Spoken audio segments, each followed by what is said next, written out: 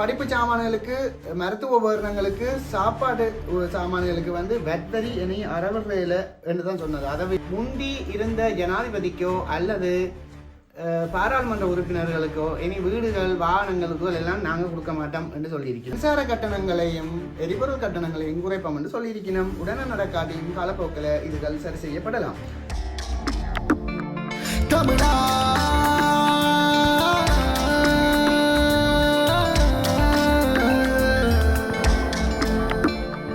தமிழா தமிழா தமிழா தமிழா தமிழ் எந்திரன் தமிழ் எந்திரன் சொந்தங்களுக்கு வணக்கம். சற்று முன்னர் கிடைக்கப்பெற்ற தகவலின்படி 9வது ஜனாதிபதியாக இலங்கை திருநாட்டுக்காக தெரிவு செய்யப்பட்டிருக்கிறார் ஏகேடி என அழைக்கப்படுகின்ற அனுரகுமார திசாநாயக்க அவர்கள். சற்று முன்னர் வந்து 2ஆம் கட்ட விருப்பு வாக்குகள் வந்து எண்ணப்பட்டு அதனது முடிவுகளின் அடிப்படையில் வந்து அவர் வந்து வெற்றியீட்டப்பட்டதாக தெரிவிக்கப்படுகிறது. என்றாலும் வந்து 50% மேலே வந்து யாருமே வாக்கு பெறாத நிலையில கிட்டத்தட்ட 42 விழுக்காடுகள் சதவீதத்தோட அவர் வந்து ஜனாதிபதியாக தெரிவு செய்யப்பட்டிருக்கிறார். நான் வந்து உங்களுக்கு அந்த பெறுபவர்கள், இறுதி பெறுபவர்கள் என்ன மாதிரி அமைஞ்சது அந்த தகவலையும் இந்த இடத்தை உங்களுக்கு தெரிவித்துக் கொள்கிறேன். அனுரகுமார திசாநாயக்க அவர்களுக்கு கிடைக்கப்பெற்ற ஆரம்ப கட்ட வாக்குகள் முதலாம் தடவையில் வந்து 56,34,915 வாக்குகள் கிடைச்சது. அதில் வந்து சஜித் பிரேமதாஸ் அவர்களுக்கு கிடைச்ச வாக்கு வந்து 43,63,035 வாக்கு வந்து முதலாம் தடவையே கிடைச்சது. ஏற்கனவே வந்து கிட்டத்தட்ட 13 லட்சம் வாக்குகள் வந்து அதிகமாக இருந்தார் வந்து அனுரகுமார திசாநாயக்க. பிறகு வந்து விருப்பு வாக்குகள் எண்ணப்படையக்க வந்து அனுரகுமார திசாநாயக்க அவர்களுக்கு வந்து 90,076 வாக்குகள் மட்டும்தான் கிடைச்சது இரண்டாம் தடவையில். என்றாலும் சஜித் பிரேமதாஸ் அவர்களுக்கு வந்து 2ஆம் தடவையில் 1,45,424 வாக்கு கிடைச்சது. அப்போ நீங்கள் யோசிக்கலாம், இதில் அவருக்கு சஜித்துக்கு கூட வந்திருக்கு தானே. அது வந்து எண்ணி அந்த 50% வருமானு பார்க்கறதுக்காக 2ஆம் தரம் எண்ணுறதே தவிர 2ஆம் தரம் கூட வார ஆளுக்கு கொடுக்குறாண்டு இல்லை. ஒட்டுமொத்தத்தில் வந்து சஜித் பிரேமதாசாவுக்கு கிடைக்கப்பட்ட வாக்குகள் வந்து 45,08,459 வாக்குகள். அனுரகுமார திசாநாயக்க அவர்களுக்கு கிடைக்கப்பட்ட வாக்குகள் வந்து 57,24,24,991 வாக்குகள்.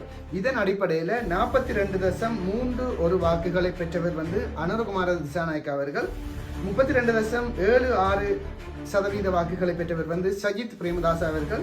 ஏற்கனவே 3வது இடத்துல தற்போது ஜனாதிபதியாக இருந்து தனது பதவிகளிலிருந்து விலகிய ரணில் விக்ரமசிங்க அவர்கள் வந்து 17.27% 3வதுல இருக்கிறார்.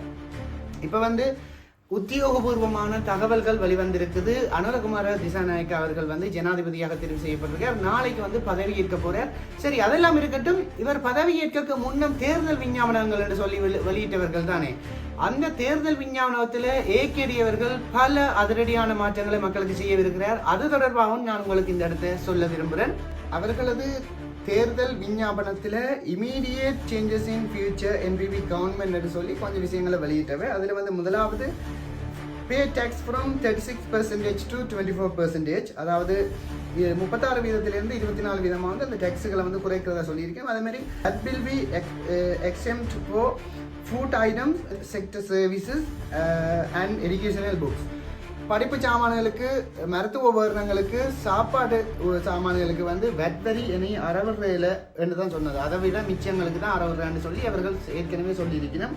அது தவிர 1 vehicle per minister or MP, ஒரு பாராளுமன்ற உறுப்பினருக்கு அல்லது ஒரு அமைச்சருக்கு வந்து ஒரு வாகனம் மட்டும்தான் என்ற மாதிரி சொல்லி இருக்குது. அமைச்சரவையும் வந்து பயங்கரமாக குறைக்க போயினோம். அதை பற்றி பின்னுக்கு போட்டிருக்கணும், அதையும் சொல்கிறேன். 8வது அதில் இருக்குது வந்து only 25 ministers போட்டிருக்கணும். பாப்போம் என்ன மாதிரி நடைமுறைப்படுத்த போயினோம். அதிரடி மாற்றங்களாக இருக்குது. பொதுமக்களுடைய அரசிறை வந்து இப்படியே வீணாக செலவழிக்கப்படாமல் ஒரு நல்ல ஒரு திட்டங்களாக இருக்குது. அதுகளை பார்ப்போம்.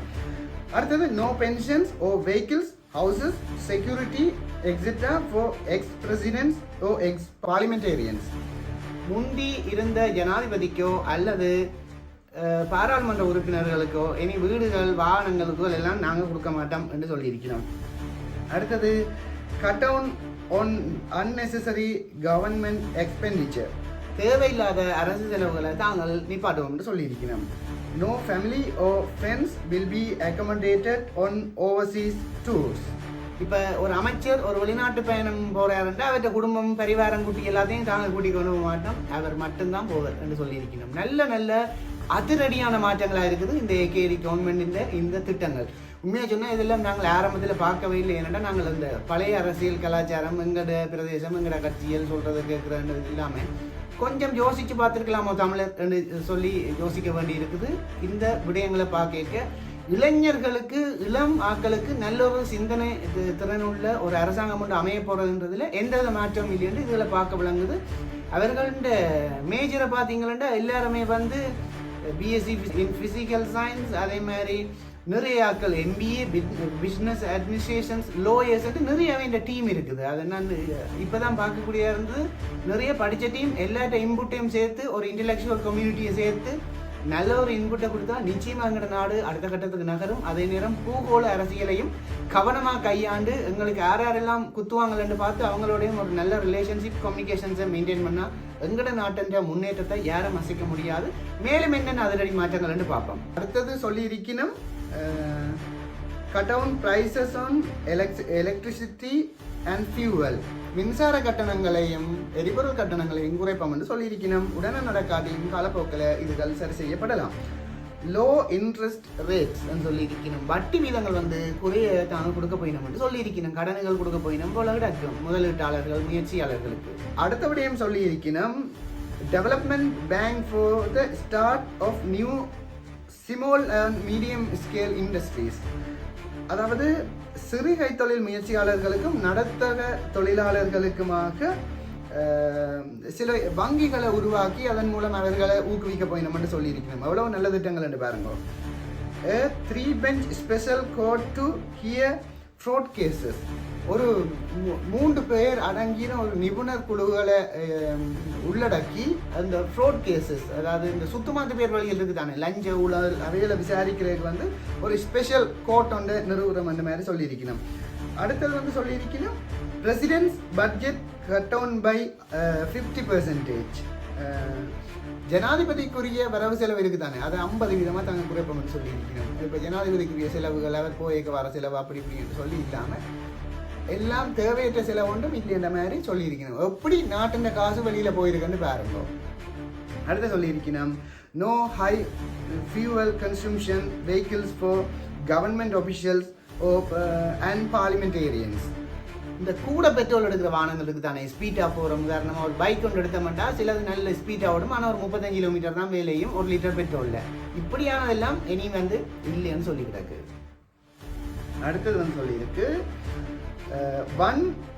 law establishment by making police, legal department and courts independent with zero political influences.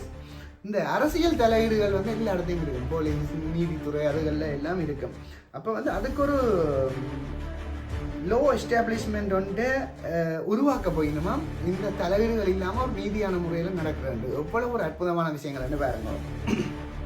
அடுத்தது new laws to prevent MPs from switching the party they were elected to. பாராளுமன்ற உறுப்பினர்களை தெரிவு செய்வதற்கு கூட ஒரு சட்டம் இயற்றப்படும் என்று சொல்லப்பட்டிருக்குது. நியூ இன்வெஸ்ட்மெண்ட், அதாவது such as local, overseas Sri-Lankans already ready to invest. யாராவது வெளிநாட்டில் இருக்கிறார்களோ உள்நாட்டில் இருக்கிறார்களோ முதலீட்டுக்குன்னா நாங்கள் தாராளமாக சந்தர்ப்பம் வழங்க போகிறோம்னு சொல்லியிருக்கோம். ஸோ வெளிநாட்டில் இருக்கிறார்கள் வந்து இங்கே முதலீடு இருக்க எங்களுக்கு வந்து அந்நிய செலாவணி டாலர் வந்து இங்கே உள்ளுக்கு வரப்போகுது, அதாவது நாட்டில் முன்னேற்றம் வரும்னு சொல்லியிருக்கோம். உண்மையாக இந்த திட்டங்களை செயற்படுத்தினா எங்களோட நாட்டின் வளர்ச்சியை யாராலையுமே தடுக்க முடியாது. அடுத்து சொல்லியிருக்கணும் no additional benefits for politicians over citizens. தேவையில்லாத மேலதிக கொடுப்பன ஒன்றும் வந்து அரசியல்வாதிகளுக்கு இல்லை என்ற மாதிரி சொல்லியிருக்கணும். அந்த அர்த்தப்பட all appointments on merits starting from the heads of government departments, ambassadors, etc. எல்லாமே வந்து மெரிட் ஆர்டரில் கெட்டிக்காரனுக்கு தான் இனி முன்னுரிமை. அந்த அரசியல் தலையீடு ரெக்கமெண்டேஷன் இதுவாக எல்லாம் இல்லை. மெரிட் ஆர்டர் இருக்கா, எத்தனையாவது ரேங்க், தகுதி இருக்கா, வாங்குவோம் அந்த மாதிரி சொல்லியிருக்கணும். படித்தாக்கள் தானே அந்த மாதிரி வெறியணும். ஸோ அதை அந்த மாதிரி செய்ய போயிடும். எல்லாம் கேம்பஸ் படிகள் அந்த மாதிரி. ஸோ ஒரு நல்ல ஒரு மாற்றத்தை எதிர்பார்க்கலாம்ட்டு சந்தோஷமாக இருக்குது இதில் வாசிக்கைக்கு. அடுத்தது ambassadors will be assigned with task to improve the dollar inflow through the new markets for our values added products. such as tea, rubber, coconut, cinnamon, fishery, gems, etc. அதாவது இந்த உயர்ஸ்தானிகர்னு சொல்லுவோம் தானே, அம்பாசிடர்ஸ் வந்து அதைக்கு வந்து சும்மா இருங்கவங்களை நியமிச்சுக்கிறாங்கன்னு சொல்லாமல் காசை உள்ளுக்கு கொண்டு வர மாதிரி ஏதாவது டாஸ்க்குகளை செய்ய வேணும். அது தேயிலை உற்பத்தியாக இருக்கலாம், ரப்பராக இருக்கலாம், ரத்தினங்கள் இருக்கலாம். இந்த விஷயங்கள் மூலம் அதை விற்றோ என்னவோ அவைக்கு ஒரு பிஸ்னஸ் ஐடியா வந்து இருந்து எங்களோட நாட்டை டெவலப் பண்ணுற மாதிரி ஒரு டாஸ்க் கொண்டு அவைக்கு கொடுவிடுமா. இப்போ நார்மலாக டையம் கட்டி கொண்டு போய் இருந்துட்டு வந்து காரில் திரும்பிட்டு வந்து இல்லாமல் எல்லாருக்குமே டாஸ்க்னு சொல்லிடணும். ஏன் வேலை செய்ய கல்லாப்படுறாங்களுக்கு இந்த கவர்மெண்ட் வந்து நல்ல வெறுட்டு கொடுக்கும்ன்றதுல எந்த வித மாற்றமும் இல்லை. அடுத்தது வந்து ரீஸ்டோரிங் த oil refinery ன்னு சொல்லுது. Vision for all field that will be come under 25 ministers with teams assigned. ஒவ்வொரு ஆளுக்கும் ஒவ்வொரு துறை சார்பாகவும் அவைக்கு ஒரு கோல் ஒன்று கொடுக்கப்பட்டு அதை கண்காணிக்கிறதா இந்த அமைச்சர் மேற்ற வேலை. அப்போ அந்த அமைச்சருக்கு இருக்கிற அமைச்சின் செயலாளர்கள், திணைக்கள தலைவர்களுக்குள்ளால கண்காணிக்கப்பட்டு ஒவ்வொரு ஆண்ட டாஸ்க்கும் வந்து நிறைவேறும். டாஸ்க் பேஸ்டு கிட்டத்தட்ட வெளிநாட்டில் இருக்கிற மாதிரி ஒரு சிஸ்டத்தை கொண்டு வராங்க. இங்கே அடுத்த விஷயம் வந்து சொல்லி இருக்குது, new technology for the fisheries industry to enhance the ஜில், அதாவது fishermans to receive directions for fishing areas. எவ்வளவு நல்ல திட்டம் பாருங்க. இப்போ ஜிபிஎஸ்ஓ அப்படியான திட்டங்கள் நிறைய டெக்னாலஜியில் கொண்டு வந்து மீன்பிடித்துறை அபிவிருத்தி செய்கிறதுக்காக இப்போ ஒரு மீன் எங்கே இருக்குது, என்ன மாதிரி இடங்களில் மீன் பெருகும், அது அப்படியான இடங்களில் போய் சும்மா அலைஞ்சிரிஞ்சிட்டு வரும் போட்டோட வராமல் நல்ல திட்டங்களை கொண்டு வந்து எங்கள் மீன் வளங்களை இனங்கண்டு பிடிக்கக்கூடிய மாதிரி புதிய தொழில்நுட்பங்களை அறிமுகப்படுத்த போயிடுமா. அடுத்து சொல்லியிருக்கு விவசாயிகளை பற்றி பாருங்க. Farmers to cultivation as per the different soil localities provided by RD and as per market needs. இந்த ரூரல் டெவலப்மெண்ட் சொசைட்டிஸ் இருக்குது தானே, கிராமிய அமைப்புகள், அதே மாதிரி யார் சந்தையில் என்ன தேவை இருக்குது அதுக்கேற்ற மாதிரி என்னென்ன வேறுபட்ட மண் வளங்களுக்குள்ள வேறுபட்ட பயிர்களை உற்பத்தி செய்கிற மாதிரி ஒரு திட்டத்தை கொண்டு வந்து உள்ளூர் உற்பத்தியை வந்து பெருக்க போயிடும். அந்த மாதிரி ஒரு திட்டமும் சொல்லி இருக்குது. Preservative methods such as cold rooms, fertiliser and other utilities at minimum cost. குறைஞ்ச செலவில் இந்த குளிரூட்டி அறைகள், அதே மாதிரி இந்த ஃபர்டிலைசர்ஸ் உரங்கள் அதுக்கெல்லாம் கொடுக்க போயிடும். ரைட். அடுத்தது facilitate for eco based tourism. சூழலுக்கு நேயமான ஒரு சுற்றுலாத்துறையை ஊக்குவிச்சு இப்போ வந்து பொலித்தீன்கள் அதில் எறிஞ்சு போட்டு போய் அந்த இடத்தை நாசம் பண்ணாமல் ஒரு சூழலுக்கு நேயமான ஒரு சுற்றுலாத்துறை என்று வருமானத்தை ஈட்டுறக்கூடிய வழியை செய்யணும் வந்து அவை குறிப்பில் வந்து சொல்லப்பட்டிருக்குது. அடுத்தது plans to capture IT market. IT market தான் இப்போ ஒரு பெரிய இது. ஏஐக்களால் நிறைய டெக்னாலஜிஸ் வருது. அதை கேப்சர் பண்ணி இங்கே இருக்கிற ஐடி படித்த படிகளுக்கு வேலை வாய்ப்புகள் அந்த மாதிரி திட்டங்களை வந்து சொல்லியிருக்கணும். Changes in education policies to facilitate the economy. பொருளாதார ரீதிக்கு ஒரு நன்மை பயக்கக்கூடிய ஒரு கல்வி திட்டங்களை கொண்டு வந்து, அதாவது என்னத்தை படித்தா உழைக்கலாம் அப்படின்னு சொல்லி, இப்போ நாங்கள் சில பாடங்கள் என்னத்துக்கு படிக்கிறேன்றே தெரியாது, அப்படி இருக்க ஒரு பொருளாதார அபிவிருத்தியை இலக்காக கொண்ட கல்வி திட்டத்தையும் கொண்டு வருவதாக சொல்லியிருக்கணும். வாழ்த்துக்கள் ஏகேடிஎன் டீம், உங்களோட நல்ல ஒரு திட்டங்களாக இருக்குது. இந்த திட்டம் நிறைவேற வேணும்னு சொல்லி நானும் இறைவனை பிரார்த்தித்துக் கொள்வேன். இந்த நாட்டில் வாழ்கிற இங்கே வேலை செய்கிற ஒரு ஆளாக எங்களுக்கும் இந்த திட்டங்களை பார்க்க நல்ல விஷயங்களாக படுது. அதுக்கு நிச்சயமாக என் போன்ற இளைஞர்களுடைய ஒத்துழைப்பு வந்து நிச்சயமாக கிடைக்கும். 9வது ஜனாதிபதியாக தெரிவு செய்யப்பட்டு உத்தியோகபூர்வமாக அறிவிக்கப்பட்டிருக்கிறார் அனுர குமார திசாநாயக்க ஏகேடி.